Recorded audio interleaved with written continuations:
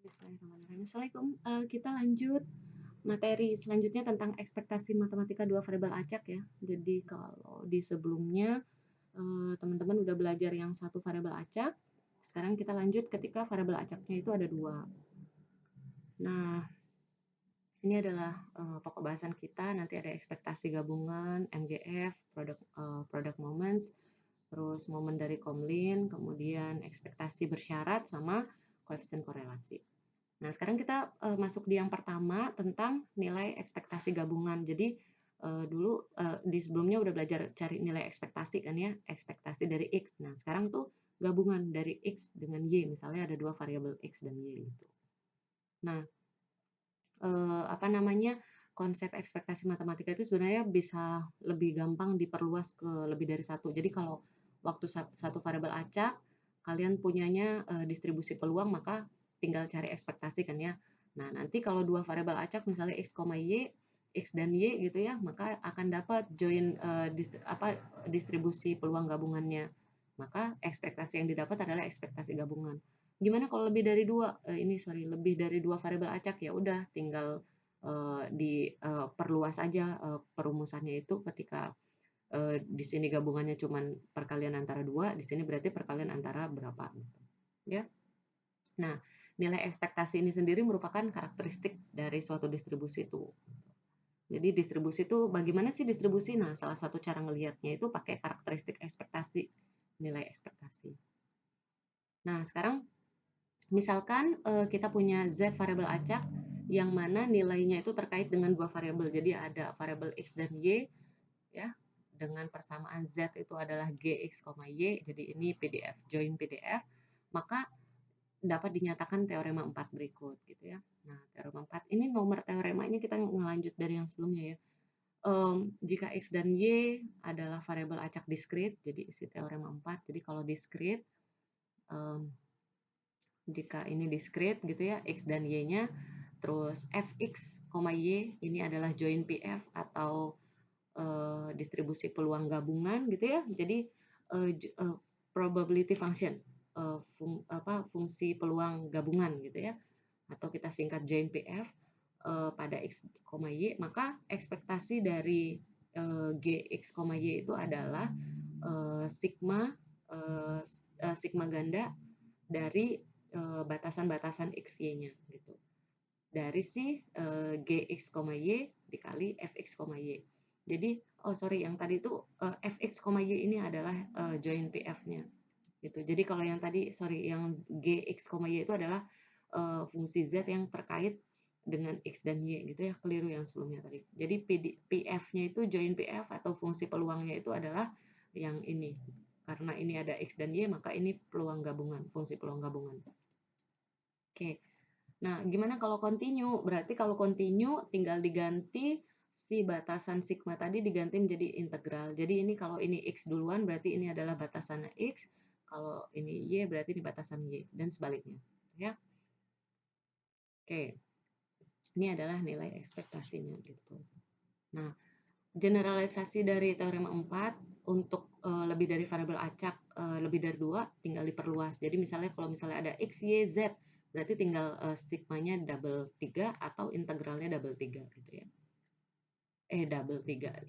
Sigmanya 3, integralnya 3 lipat. Oke. Contohnya ini misalnya ini diskrit kan ya, jadi X-nya ada 012, ini Y-nya 012, kemudian dia punya join PF atau fungsi peluang gabungannya itu dengan nilai sebagai berikut gitu ya. Jadi kalau X-nya 0, Y-nya 0, itu nilainya 1/6 dan seterusnya. Pertanyaannya adalah tentukan nilai ekspektasi dari X tambah Y ketika X-nya batasannya diskrit 0 sampai 2. Maka caranya gimana? Karena ini diskrit berarti pakai sigma kan ya.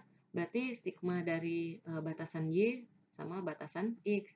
Tadi ini adalah Gx, Y, ini dikaliin Fx, Y gitu. Nah, ketika tinggal dimasukin aja kan ya. Jadi ekspektasi dari X tambah Y itu adalah ekspektasi dari sesuatu itu adalah sigma dari sesuatu kali F dari sesuatu itu kan ya. Nah, jadi ketika F ekspektasi dari X tambah Y berarti ini X tambah Y-nya. kalau masukin ini kayaknya gampang aja ya, tinggal masukin ketika X-nya 0, Y-nya 0, berarti 0, 0, F0, 0 itu adalah 1/6. Ketika 0, 1, berarti ini 0 tambah 1, ini adalah 1/36, dan seterusnya. 2/9 dulu, dan seterusnya. Sehingga didapat ekspektasinya atau karakteristik dari distribusinya itu adalah 10/9. Ya.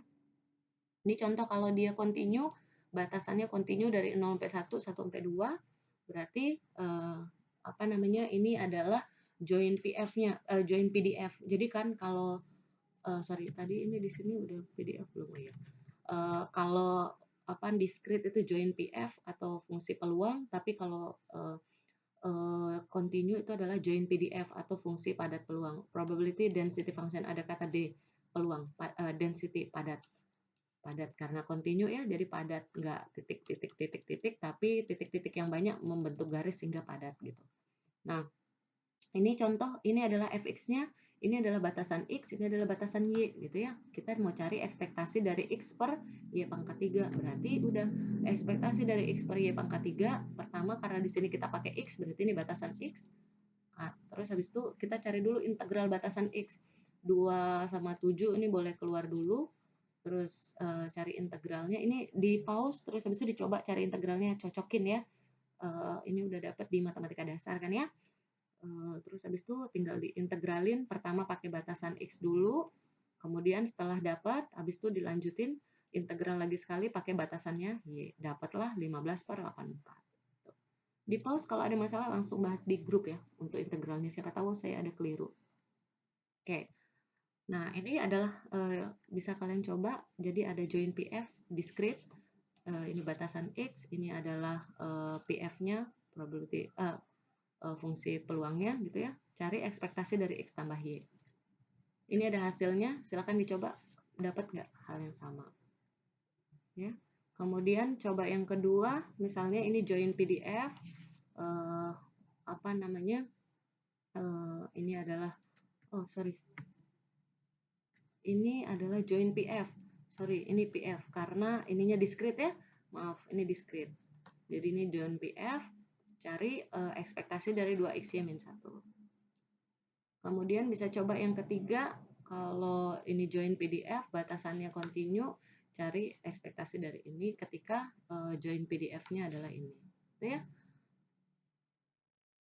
Nah, kemudian kalau kalian ingat teorema 3 yang sebelumnya, nanti bentuk generalisasinya, jadi teorema 3 ini untuk satu variabel. Nah, ketika dia dua variabel muncul teorema 5. Isinya apa? Jadi teorema 5 ini kalau kita punya konstanta C1 sampai Cn, maka ekspektasi dari penjumlahan apa namanya konstanta dikaliin dengan G itu adalah apa namanya sigmanya boleh keluar, persis seperti teorema 3 ya, sigmanya boleh keluar. Jadi kalau ada ekspektasi sigma konstanta dengan G-nya atau si Z tadi ya, maka sigmanya boleh keluar dari ekspektasi dan konstanta boleh keluar dari ekspektasi. Jadi kita tinggal cari ekspektasi dari GX gitu. Jadi untuk mempermudah proses kita. Sebenarnya ini udah kita pakai di contoh sebelumnya kan ya. Jadi di sini kita udah ngeluarin nih sigmanya. Mana tadi? Ya, itulah. Mana tadi entahlah. Jadi kita boleh keluarin konstanta dan sigma itu kita keluarin dari si ekspektasi. Tuh, itu isi teorema 5. Nanti kita belajar tentang MGF, join MGF di video selanjutnya. Semangat. Dicoba ya latihan, coba 1, coba 2, coba 3. Semangat. Assalamualaikum.